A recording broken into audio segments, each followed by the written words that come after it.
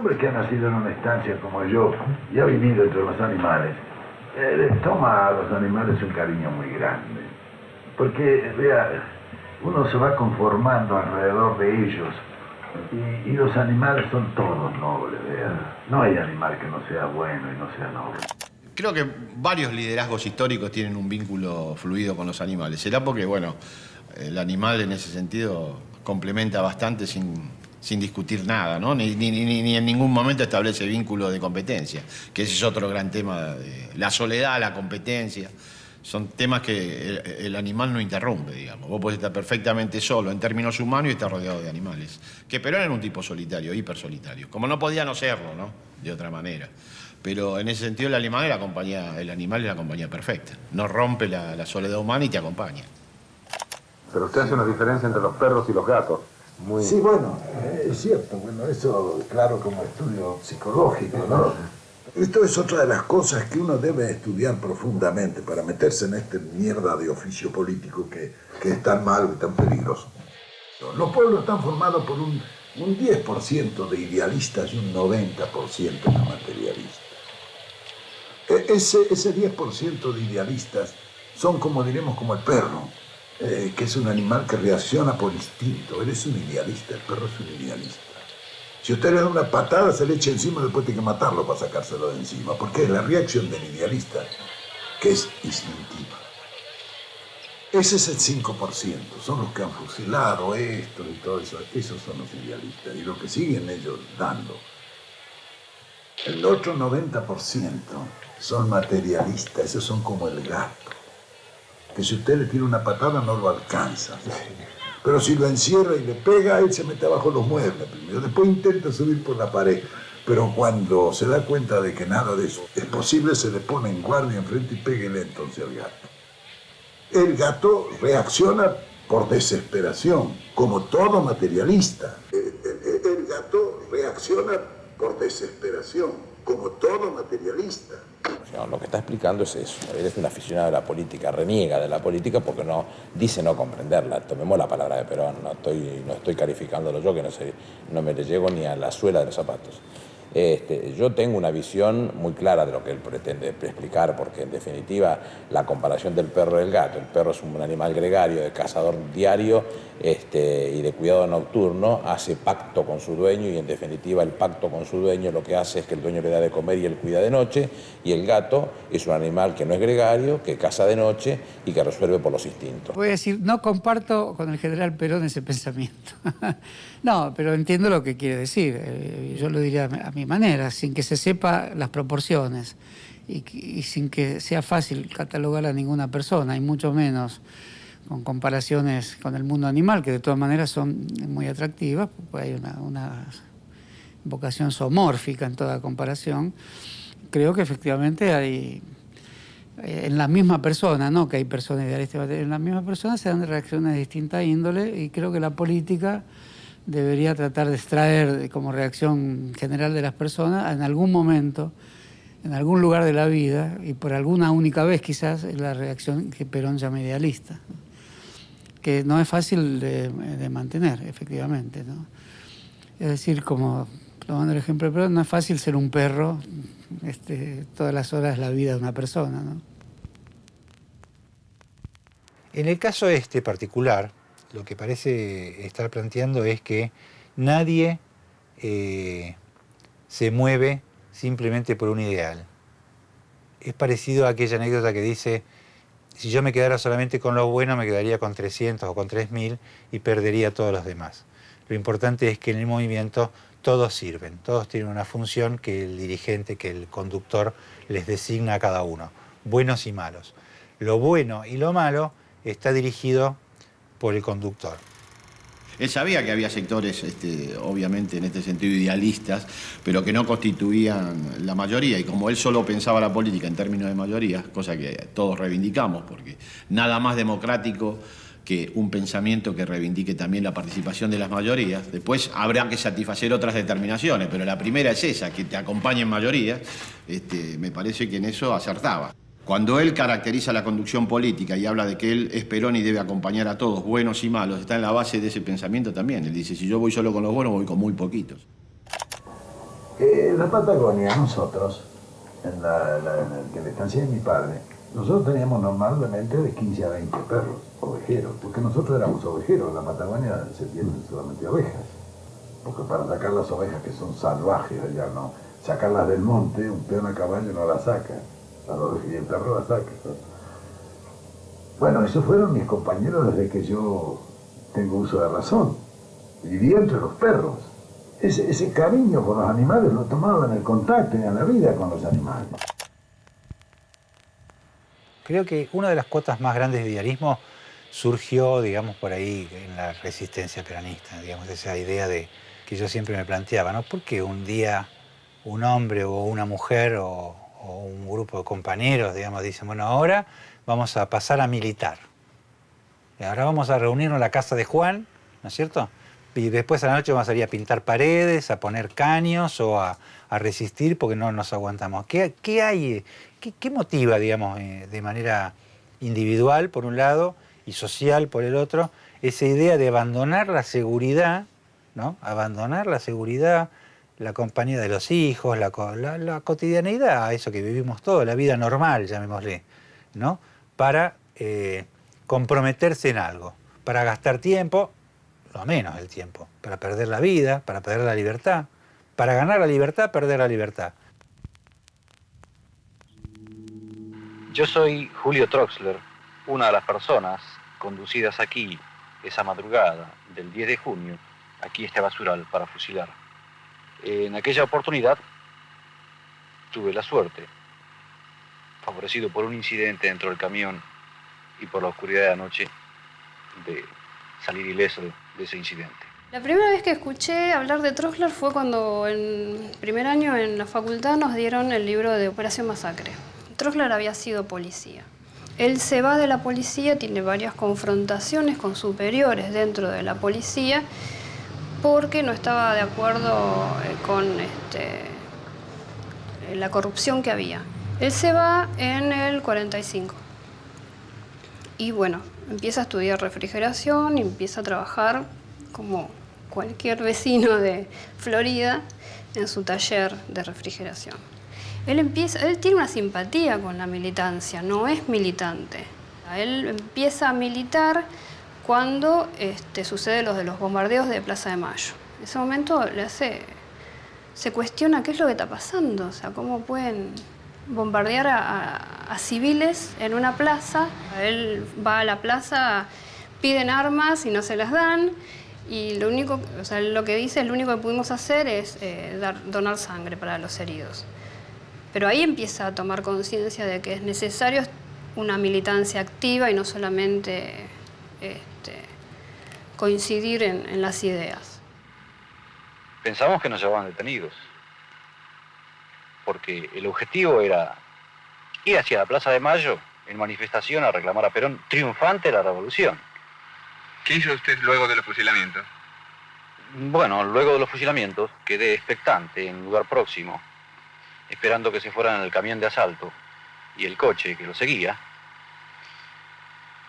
para regresar al lugar por si alguno de los compañeros pudiera requerir ayuda o alguno que hubiera quedado herido. Pero no fue así porque todos yacían sin vida en el lugar donde fueron asesinados.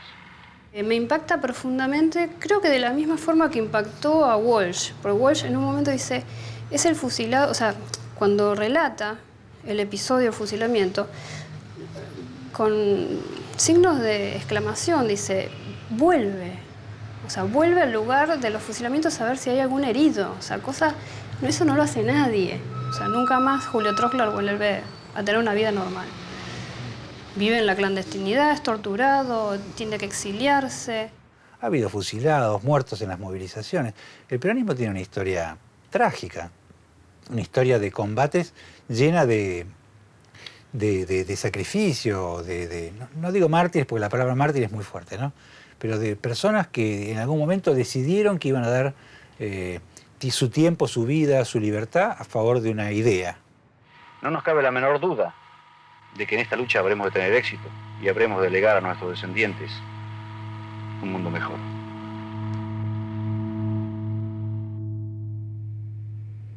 fue muy fuerte saber que lo había matado la AAA. O sea, que un tipo con el valor que tenía él, con lo que había hecho para el movimiento peronista, fuera asesinado durante un gobierno peronista era muy fuerte. Julio Troxler estaba a salvo mientras Perón estuviera vivo.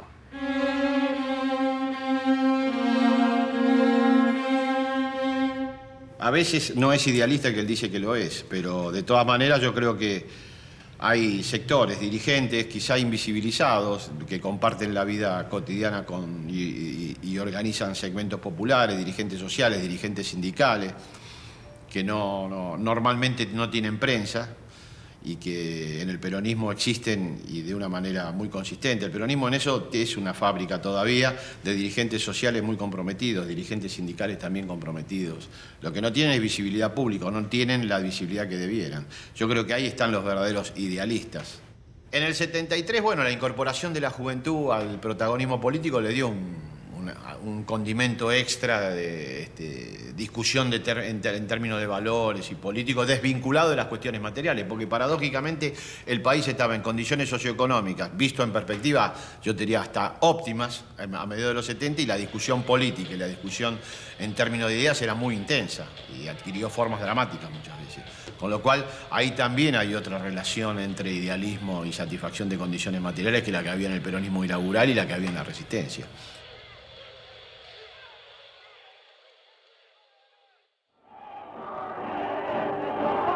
Ninguna fuerza humana podrá abatir la decisión del pueblo de defender en la persona de Perón y de Eva Perón la causa de la justicia social, de la soberanía y de la libertad.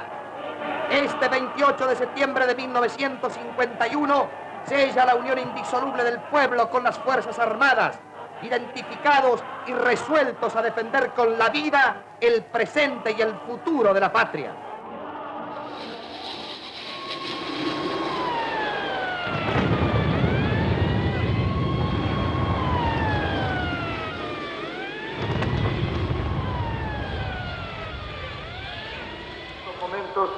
Que ni ofuscados por los hechos, ni conturbados por las circunstancias, ofrecemos nuestra mano abierta con franco desinterés, deseando que nuestros adversarios atinen a asirla. Para demostrar nuestra buena voluntad conjunta y nuestra disciplina partidaria, yo pido a todos nuestros compañeros una tregua en la lucha política. En ella esperaremos el resultado de este llamado sincero, sin impresionarnos mayormente con los comentarios que seguramente surgirán de los ambientes malintencionados. Como en los tiempos de nuestra vigilia pasada, la consigna sigue siendo la misma, del trabajo a casa y de casa al trabajo, siempre atentos y vigilantes. El sueño del peronismo, después de la caída de Perón, es volver a los días gloriosos de... Los días gloriosos son días materiales. Es decir, la felicidad está basada en la satisfacción de la panza, digamos, ¿no? También está ahí. Digamos. El tipo que tiene casa, vestimenta, llega a fin de mes, puede salir de vacaciones y comprarse un gustito, a lo mejor no tiene grandes ambiciones, pero ese momento es un momento glorioso. Pero usted hace una diferencia entre los perros y los gatos. Muy... Sí, bueno, es cierto, bueno, eso claro como estudio psicológico, ¿no? Pero los gatos son buenos también, pobrecitos. Eso le han hecho una leyenda negra al gato, pero no, el gato es bueno también.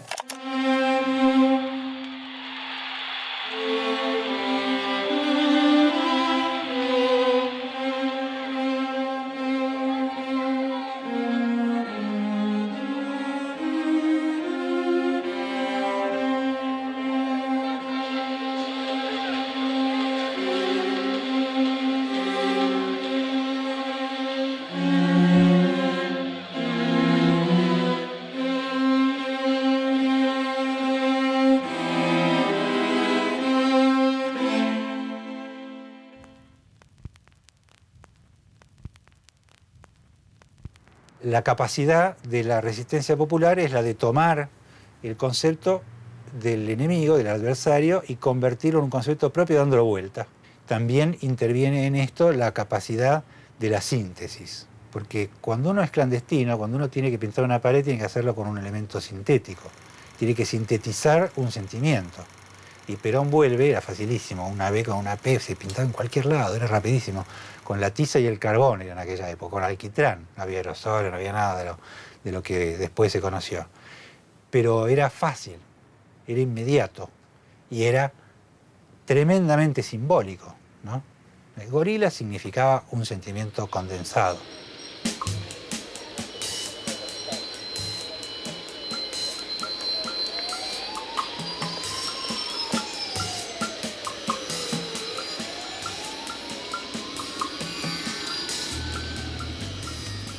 Belfort, que era un humorista, tenía no sé si fue una obra de teatro, una película, con la revista Dislocada, en la cual había un personaje que se perdía en la selva. Iban por la selva, en realidad, ¿no? Con exploradores, y lleva a su mujer. La que se perdiera era la mujer con los exploradores, ¿no? Y entonces había ruidos, y alguien cantaba atrás, deben ser los gorilas, deben ser. Y entonces el tipo decía, deben ser los gorilas, deben ser, ¿no? Sí, era muy famoso en la época. Se hizo un disco que vendía no sé cuántas placas. Había una canción de deben ser los gorilas, deben ser. ¡Deben ser los gorilas, deben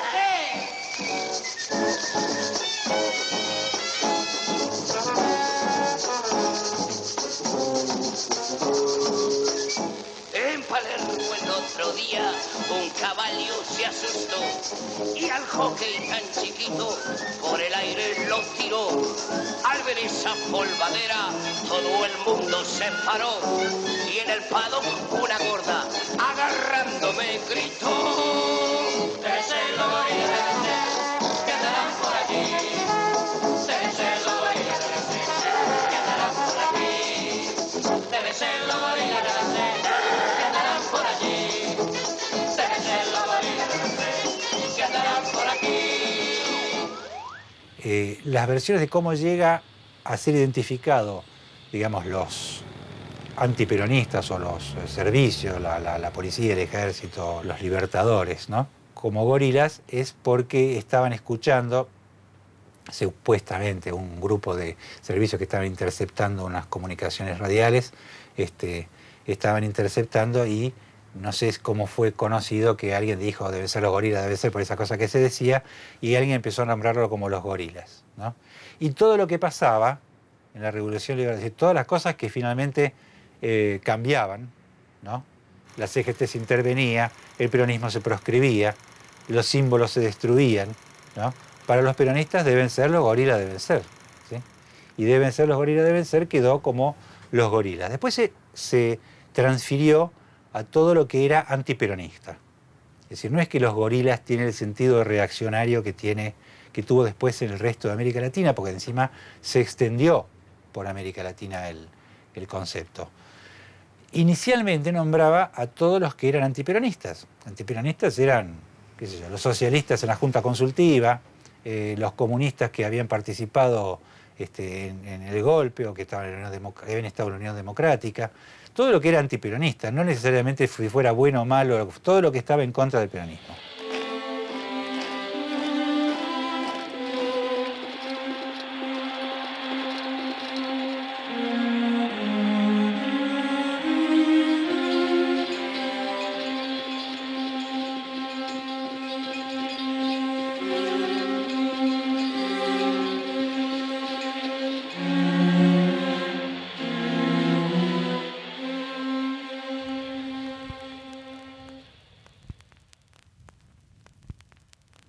Los gorilas eran los que no solo combatían al peronismo, sino que los que no podían entender sus grandes creaciones. Entonces se llamaba gorila, era un defecto en el conocimiento, una categoría de la teoría del conocimiento. No solo era ser radical o ser contrera, sino era alguien que repudiaba oscuramente aquello que efectivamente le traía ventajas incluso al mismo, por lo tanto una suerte de necio, que después derivó en el gorila de izquierda, porque ahí sí el interrogante era mayor, ¿cómo si se era de izquierda? Y se veía que el peronismo era la clase trabajadora y un conjunto de realizaciones de justicia para la clase trabajadora, como aún no lo entendía. Y no lo entendía porque había resortes internos de no comprensión que haría a esta persona que no entendía un obcecado, un necio, alguien epistemológicamente incapaz de disponer los recursos para pensarse a sí mismo, ¿no? Por eso tiene mucha complejidad la expresión gorila, ¿no? Mi hermano cuando llegó, pues, él estaba viviendo en Buenos Aires cuando a mí me dijeron, tenía su campo allá en la Patagonia, pero vivía en Buenos Aires. Bueno, y un día lo llamé y yo le dije, mira hermano, aquí trabajamos todos, vos vas a tener que trabajar en algo también, ¿no? No, dice, no, yo ya estoy jubilado, ya no. Y un día me dice, bueno, mirá, dice, vos que me insistís tanto, que dice así, yo me he pasado la vida entre los animales. A mí los que me gustan más son los animales, los que no me gustan son los hombres, me gustan los animales. Yo el único puesto que te aceptaría sería el director del zoológico. Y te aseguro que te lo arreglo el zoológico y te lo dejo, porque claro, enseguida, bueno, yo lo nombré enseguida director del zoológico, ¿eh? Y se puso a estudiar la cuestión de los animales, él hizo una clasificación, separó los felinos de los otros, y empezó a estudiar cada tipo de animal en sus características, en sus cosas. Yo no sé qué pasó, pero los animales estaban maravillosamente bien, empezaron a parirlos, hasta los leones y los tigres tuvieron hijos, el hipopótamo tuvo, jamás habían tenido hijos dentro del zoológico, pues decían que en cautiverio no, él yo no sé cómo se les arregló. Pero me gustaba porque él entraba a la jaula del gorila, había un gorila negro grandote ahí, saco furioso, nadie entraba allí, ni el cuidado de nada. Él entraba a la jaula del gorila, que lo tocaba y él se había hecho amigo del gorila. Siempre se identificó la palabra gorila con esa especie de odio de clase que tenía el antiperonista por el cabecita negra. Esa especie como de cosa despectiva que se vivía de parte de los sectores dominantes, de los ricos, de los patrones, de los gorilas, en definitiva. Y posteriormente quedó más asociado, o quedó en cierto modo asociado durante un tiempo a una cosa más reaccionaria y ahora ha vuelto a adquirir nuevamente su sentido. El sentido del odio que se le tiene casi irracional a una figura que es peronista. Creo que Gorila es el que propugna políticas de características conservadoras, fiscalmente inconsistentes, que finalmente terminan en quiebre socioeconómico que terminan pagando la mayoría de los sectores populares. Por ejemplo, de Gorila, la política que llevó adelante el neoliberalismo en Argentina, no por neoliberal, sino porque justamente terminó en el desbarranque de todos los paradigmas, incluso el que ellos sostenían como eficiente, y con la pauperización masiva de la sociedad argentina. ¿Qué significaba ser peronista? ¿Qué significaba este odio? ¿Por qué nos mataban así? Tardamos mucho en comprenderlo a fondo. En darnos cuenta que el peronismo era una clase, la clase trabajadora, que no puede ser destruida. Y el odio que ellos nos tenían era el odio de los explotadores por los explotados.